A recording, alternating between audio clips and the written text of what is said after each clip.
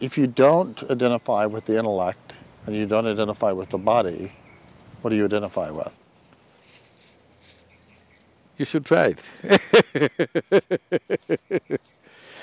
See, if you do not identify with the intellect, if you do not identify with the body, what do you identify with?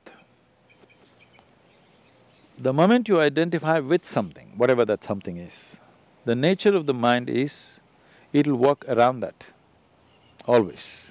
See, for example, nationality.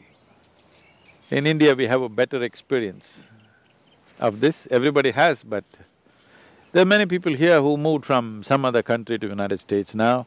In India, what was India was split into three different countries at one time.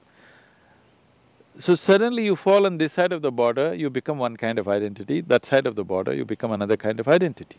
The moment you identify that I'm Indian, just a piece of cloth flies, flutters in the air, tears will come, a flag. People are willing to live for it, die for it. But if you are on the other side of the thing, if this flutters, you hate it. Right.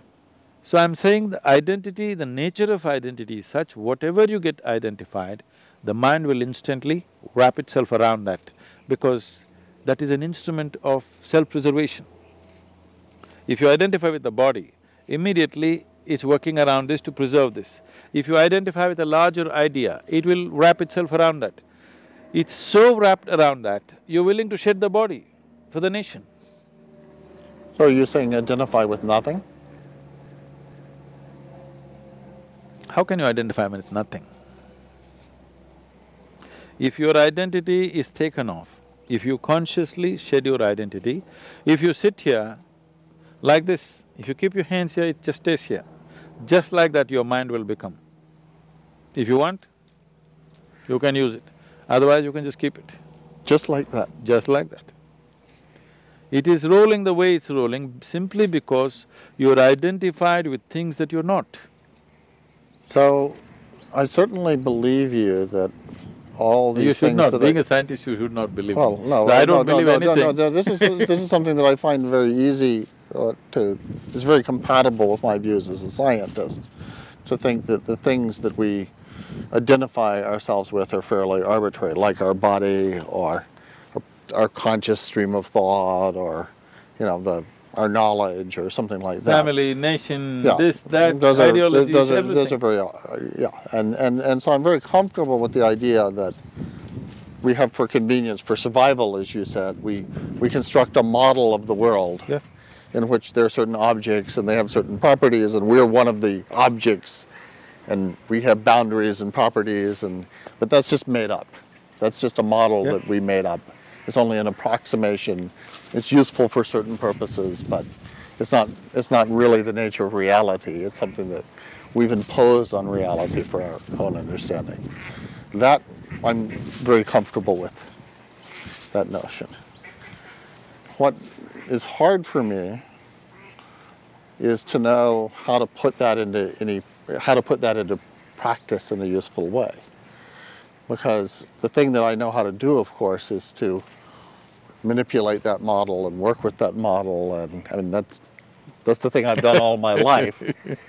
And so even though I recognize it's only a model, it has limitations, I don't know what else to do.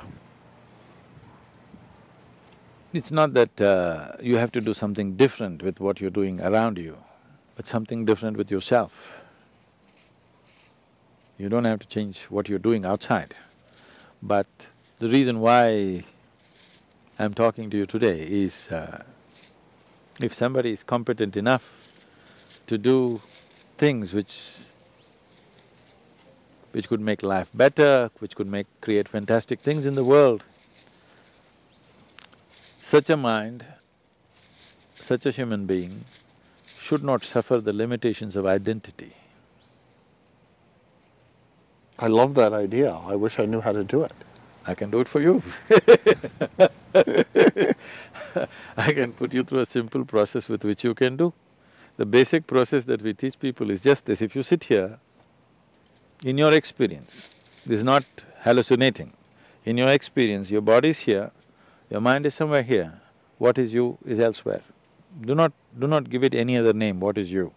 But distinctly, your experience of who you are is little away from you, your body and your mind, or your intellect at least. Once there's a little distance between your intellect and your body from who you are, these are the only two sources through which human beings normally acquire any kind of unpleasantness or suffering. We can make your body suffer by poking it, or we can make your mind suffer. This doesn't need poking, most people are in self-help. You're poking me right now.